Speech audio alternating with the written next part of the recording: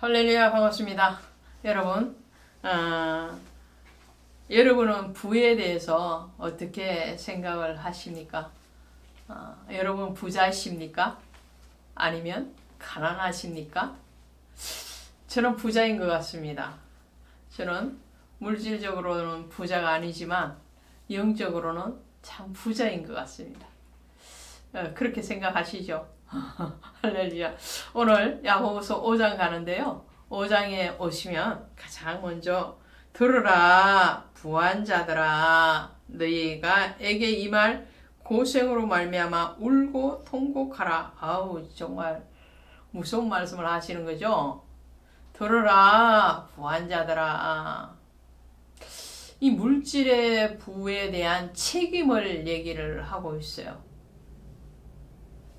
부자는요, 그 부에 대한 책임의식을 가지고 살아야 되는 것이 맞는 거죠.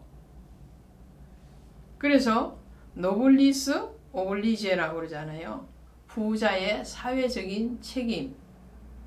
여기 하나 더 하면 우리는 부자에 대해서 영적인 책임을 가지고 살아야 된다.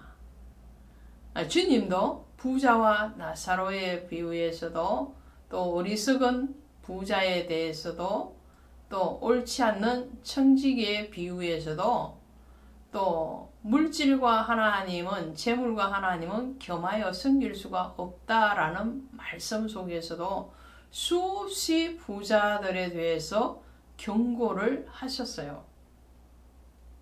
어리석은 부자는 어떻게 했던가요? 농사를 막 지었어요. 어느 해보다도 풍년을 맞이했어요. 그 풍년을 맞이한 그 부자가 창고를 있는 창고에다가 또 더 짓고 거기에다 곡식을 막 쌓아두고 그리고 생각하기를 내가 이제 여러 해 먹고 즐겨도 되겠구나. 내년에 농사가 흉년이 져도 그 후년에 흉년이 져도 나는 이렇게 많이 쌓아뒀으니 얼마든지 나는 안전하다라고 생각을 했죠. 그럴 때에 주님이 뭐라고 말씀하십니까? 어리석은 자여 내 영혼을 오늘 내가 도로 찾으면 그 재물이 누구의 것이 되겠느냐라고 질문을 하시는 거예요. 부자와 나사로의 비유도 그렇죠. 나사로는 가난한 자였습니다. 나사로가 가난해서 천국 간 게 아니에요. 부자가 부자라서 지옥 간 게 아니에요. 부자는 부에 대한 영적인 책임 또 사회적인 책임을 하지 못했기 때문에 음부에 내려간 것이고요. 나사로는 육신적인 가난이 있었지만 그로 인해서 더 주를 바라봤기 때문에 천국 아브라함의 품에 안긴 거예요. 자, 오늘도 야고보는 이렇게 말을 하죠. 들으라. 들으라. 아주 경고의 말이죠. 부한 자들아. 그 부한 자들에게 이 말 고통의 날이 올 것이다라는 거예요. 여기서 부한 자는 어떤 자인가요? 앞서 제가 말씀드린 것처럼 어리석은 부자와 같고 또 나사로의 비유에 나오는 그 부자와 같은 그런 사람들의 부자를 얘기하는 거죠. 그러니까 이 부를 그런 경고함과 같은 그런 고통의 시간이 오지 않게 하기 위해서는 어떻게 해야 되는 거예요? 그것을 정당하게 그리고 은혜롭게 하나님의 뜻대로 사용되어져야 돼요. 저는 이런 말을 자주 합니다. 어르신들 중에서 돈이 많아요. 돈이 많은데 그 돈을 쓰지 않고 정말 차곡차곡 쌓아두기만 하는 분들이 있어요. 제가 그런 분들에게 물론 신앙이 좋다면 은혜가 깊은 사람이라면 그렇게 안 하시겠죠. 근데 그러지 않기 때문에 사두는 재미, 그 통장 꺼내서 보는 재미, 그걸로 사시는 분들이 많다는, 의외로 많습니다. 그럴 때 저는 이렇게 말해요. 주를 위해서도 서지도 못하고 또 이웃을 위해서도 서지를 못하고 심지어 자식에게도 주기가 아깝고 어렵거든. 본인을 위해서라도 서시오 라고 말해요. 나이가 들어가시고 병이 들고 어느 날 죽으면 그 재물이 어디에 가겠습니까? 정말 살아생전에서 그것을 사회를 위해서 기정을 하든지 아니면 주님의 사역을 위해서 헌신을 하든지 하면 뭔가 남아있을 텐데 하다 못해 자녀에게 기분 좋게 주든지 아니면 자기에게 좀 투자를 하든지 그러면 뭔가 이 회전율이 있잖아요. 근데 그것도 저것도 하지 못하. 자기를 위해서 먹고 마시는 것까지도 제대로 하지 못하는 그런 빈궁한 분은 아무 가치가 없는 거예요. 오늘 이렇게 말합니다. 너희 재물은 썩었고 너희 옷은 좀 먹었으며 너희 금과 은은 녹이 슬었으니 이렇게 말을 하잖아요.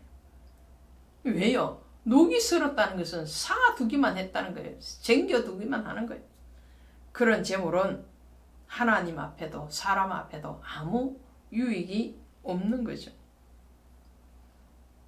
디모데 전서 6장에 가시면 이렇게 되어 있죠.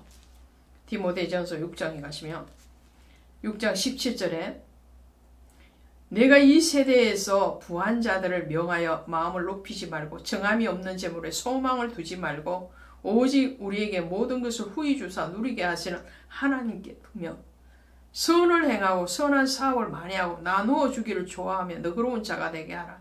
이것이 장래에 자기를 위하여 좋은 틀을 쌓아 참된 생명을 취하는 것이니라. 할렐루야. 그러니까 정함이 없는 재물에 소망을 두지 않는 단계에서 더 나가서 어떻게 해요? 하나님을 의지하고 그 하나님 앞에 선한 사업을 많이 하라는 거예요. 나눠주기를 좋아하고 너그러운 자가 되라. 장래에 자기를 위하여 좋은 틀을 쌓아.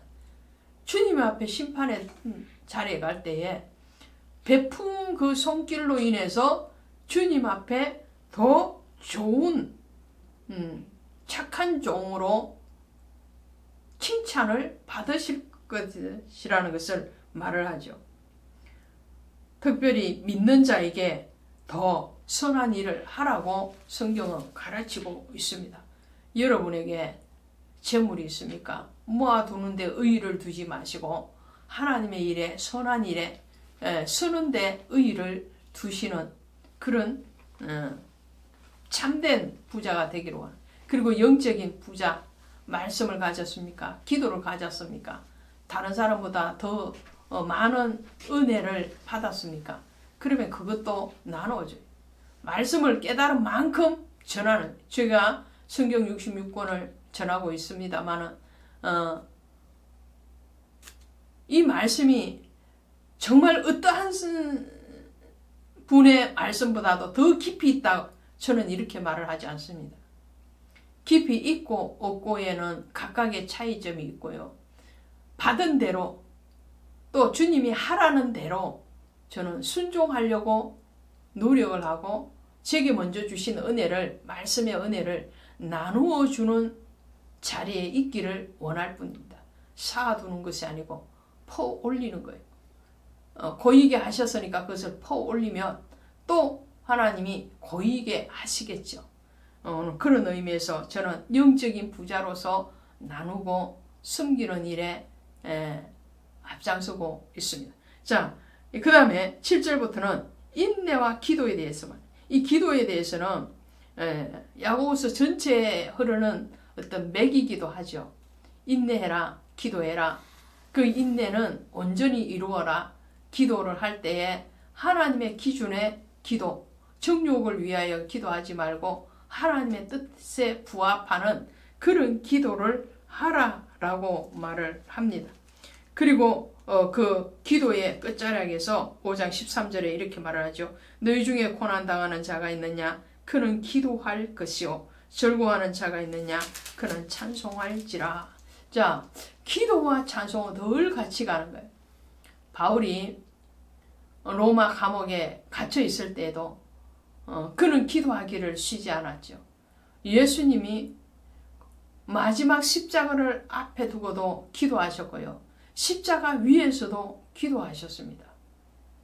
예수님은 평생에 선하신 하나님 앞에 기도를 멈추지 않았습니다. 그리고 너희 중에 병든 자가 있느냐? 그는 교회의 장로들을 청할 것이요. 그리고 그를 위하여 기도하라. 의인의 기도는 간구하는 그 기도는 어떻게 해요? 역사하는 힘이 크민이라. 의인의 간구는 역사하는 힘이 크민이라. 그게 중보하라는 거예요. 목회자는 연약한 성도를 향해서 기도하고, 성도는 또 목회자를 위해서 기도하고, 또 그 기도의 물줄기가 타고 올라가는 것은 어디로 가느냐? 바로 예수 그리스도에게로 가는 거죠. 그 예수 그리스도로 가는 그 기도, 그 기도를 하는데 모세도 그리고 엘리야도 예수 그리스도도 그 기도는 멈추지 않아. 엘리야의 기도를 보실까요? 17절에 보니까 엘리야는 우리와 성정이 같은 사람이로되 그가 비가 오지 않기를 간절히 기도한 적 3년 6개월 동안 땅에 비가 오지 아니하였고 다시 기도하니 하늘이 비를 주고 땅이 열매를 맺었느니라. 할렐루야. 엘리야가 우리와 성정이 같다라는 것은 엘리야도 육을 지닌 선지자였죠. 육을 지녔기 때문에 우리가 똑같습니다. 배고프고 그리고 화를 내고 때로는 원망도 하고. 엘리야도 원망했잖아요.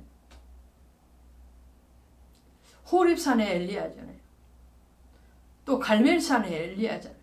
그는 기도했을 뿐만 아니라 하나님의 응답을 사모하는 자였어요.